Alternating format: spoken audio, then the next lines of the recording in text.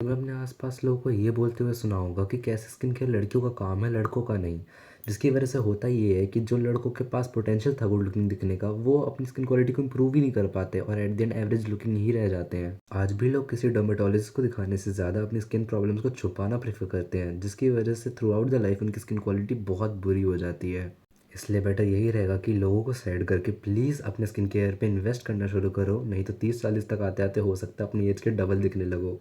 इसलिए इस वीडियो में मैं तुम लोगों के लिए एक स्किन केयर रूटीन लाया हूँ और उसके साथ साथ कुछ कॉमन स्किन प्रॉब्लम्स के सॉल्यूशंस भी, जो तुम्हें अपनी स्किन क्वालिटी को इंप्रूव करने में हेल्प करेगी। अब मैं कोई सर्टिफाइड डर्मेटोलॉजिस्ट नहीं हूँ, इसलिए इस वीडियो में मैं जितने भी सॉल्यूशंस दूंगा उसके बाद भी अगर तुम्हें कोई सीरियस प्रॉब्लम है तो प्लीज़ अपने आसपास किसी अच्छे डर्मेटोलॉजिस्ट को दिखाओ, यूट्यूब के भरोसे मत बैठो। So welcome to glow up sense, जहाँ मैं आयुष तुम लोगों को फैशन, स्किन केयर और सेल्फ इंप्रूवमेंट से रिलेटेड टिप्स देता रहूँगा, जिससे तुम अपने आप को हर एस्पेक्ट में इंप्रूव कर पाओगे। एक्ने टीनेजर्स में होना कॉमन है बिकॉज ऑफ हार्मोनल चेंजेस, लेकिन इसके और भी कई फैक्टर्स होते हैं, जैसे कि बुरी डाइट का होना, गलत लाइफस्टाइल होना, या तुम ज़्यादा स्ट्रेस लेते हो।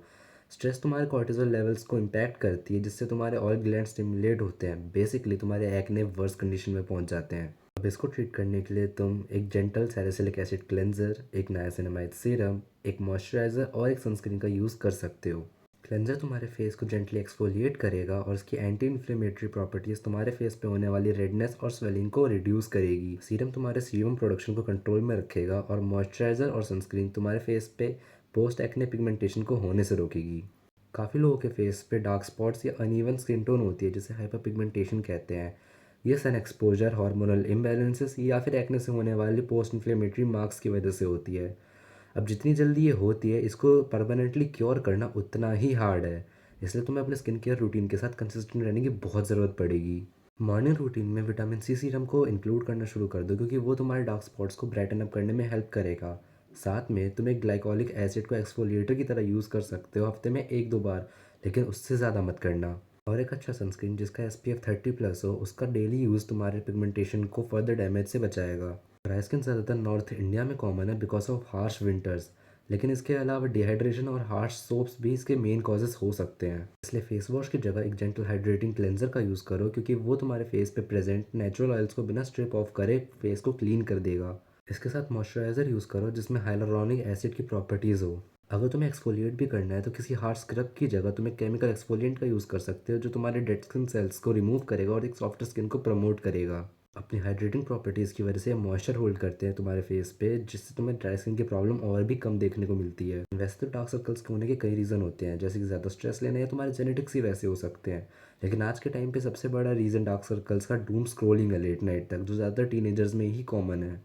खैर, इसको ट्रीट करने के लिए तुम आई क्रीम्स का यूज़ कर सकते हो, जिसमें कैफीन, विटामिन के और रेटिनॉल हो, जो तुम्हारे ब्लड सर्कुलेशन को इंप्रूव करेंगे। या फिर लाइट वेट मॉइस्चराइजर यूज़ करो जो अंडर आई एरिया को हाइड्रेटेड रखे। और उस अंडर आई एरिया को प्रोटेक्ट करने के लिए तुम सनस्क्रीन का यूज़ कर सकते हो। सन डैमेज टैनिंग का एक मेजर कॉज है और इसको काफ़ी लोग रिमूव भी करना चाहते हैं, लेकिन उन्हें एक बात समझनी पड़ेगी कि टैनिंग रिमूव करना एक दिन का खेल नहीं है, इसमें काफ़ी टाइम लग जाता है। इसलिए तुम्हारे अंदर पेशेंस का होना बहुत ज़रूरी है। अब खुद को सन डैमेज से प्रोटेक्ट करने के लिए सनस्क्रीन तो ज़रूरी है ही, इसके साथ तुम एक एक्सफोलिएटर का यूज़ कर सकते हो जो तुम्हारे डेड स्किन सेल्स को रिमूव करने में हेल्प करेगा। क्लेंजिंग के बाद तुम नायासिनामाइड सीरम या विटामिन सी सीरम को यूज़ कर सकते हो अपनी स्किन को रिपेयर और ब्राइटन अप करने के लिए। ये स्किन केयर रूटीन ज़्यादा टाइम कंज्यूमिंग ना होते हुए ज़्यादा इफेक्टिव होगा।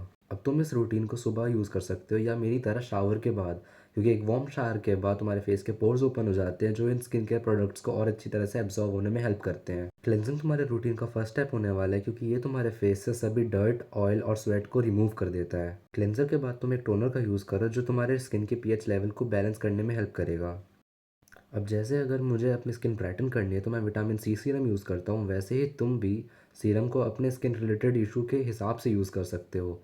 मैंने पहले भी कुछ सीरम को मेंशन करा है, तो अगर तुम चाहो तो उससे आइडिया ले सकते हो। मॉइस्चराइजर तुम्हारे स्किन केयर रूटीन का एक एसेंशियल पार्ट होता है, क्योंकि वो तुम्हारे फेस पे हाइड्रेशन को लॉक इन करता है।